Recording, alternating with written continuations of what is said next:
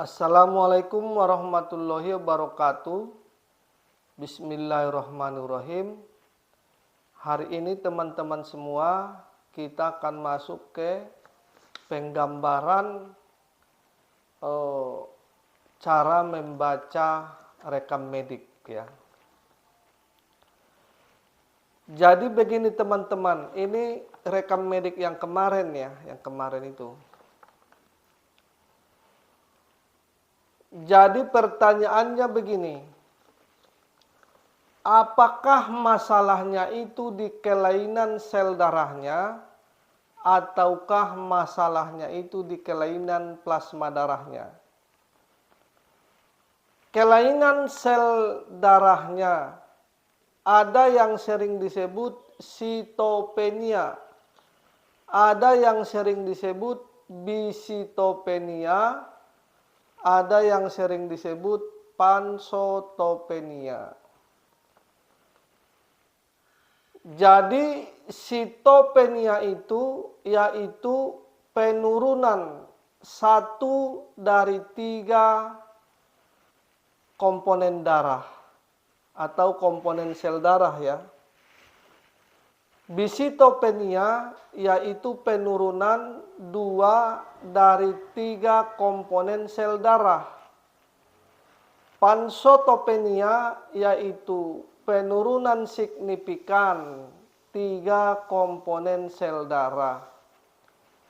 Dan penurunan ini dapat terjadi pada eritrosit, leukosit, dan trombosit. Contohnya sitopenia.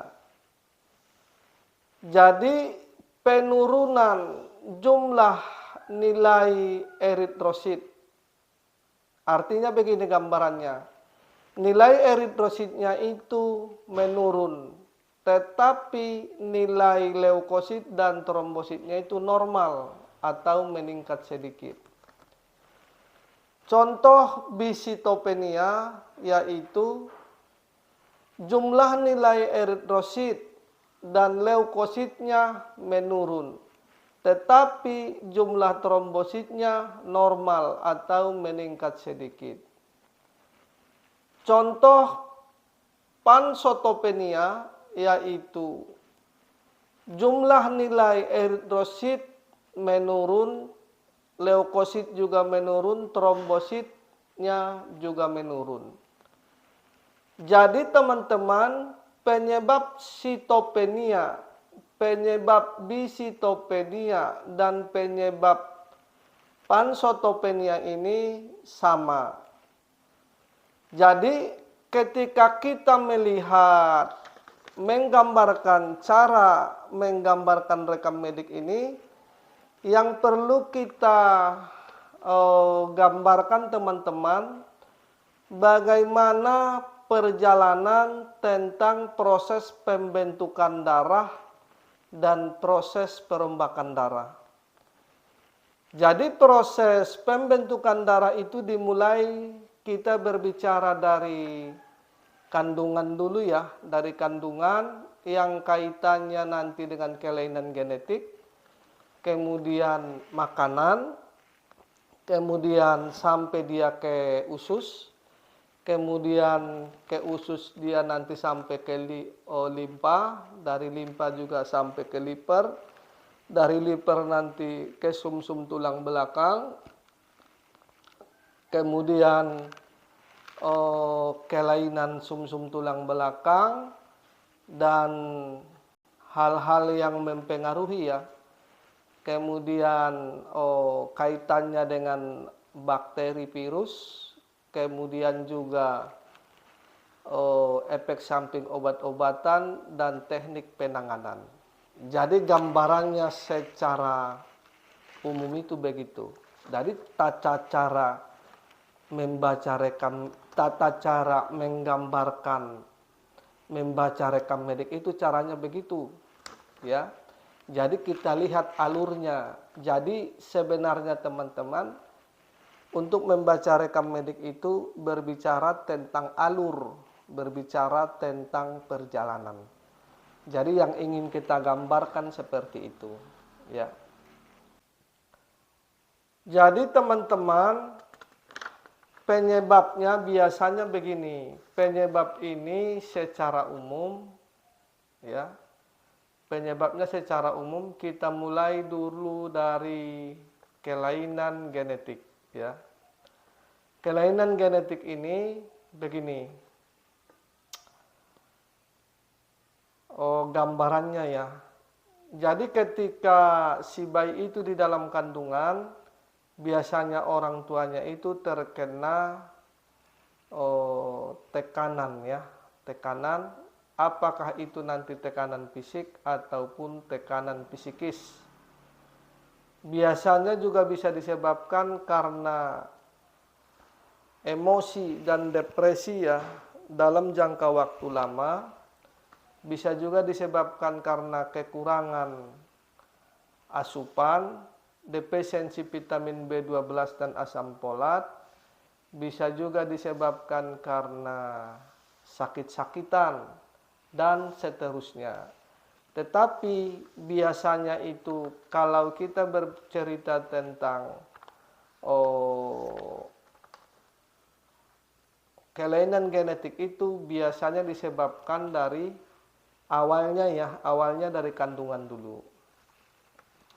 Kemudian yang kedua, penyebabnya biasanya itu bisa disebabkan karena kelainan usus. Nah, kelainan usus ini kaitannya dengan faktor penyerapan. Kemudian bisa disebabkan karena kelainan organ limpa atau sering disebut pembengkakan organ limpa. Atau sering disebut splenomegali. Kemudian bisa juga disebabkan karena kelainan organ liver atau sering disebut penyakit hati. Kemudian bisa juga disebabkan karena gangguan atau kegagalan atau kerusakan pada sumsum tulang sehingga sumsum tulang itu tidak bisa memproduksi sel hematopoietik atau sel pembentuk darah dengan normal. Kemudian bisa juga disebabkan karena gangguan autoimun. Jadi gangguan autoimun itu teman-teman begini. Yang sering disebut gangguan autoimun itu ketika sistem daya tahan tubuh ya, atau daya tahan tubuh itu atau antibodi itu menyerang sel-sel yang sehat di dalam tubuh, terutama nanti menyerang sel-sel hematopoietik di sumsum tulang. Penyebabnya bisa juga sering disebabkan karena kanker darah seperti leukemia, limfoma, dan multiple myeloma ini juga akan mempengaruhi sumsum tulang belakang.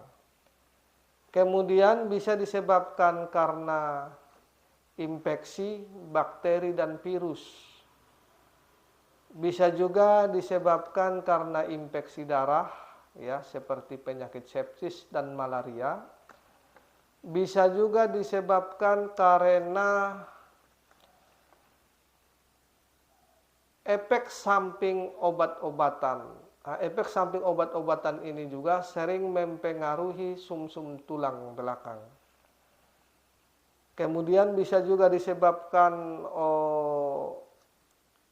radioterapi, kemudian kemoterapi dan radiasi.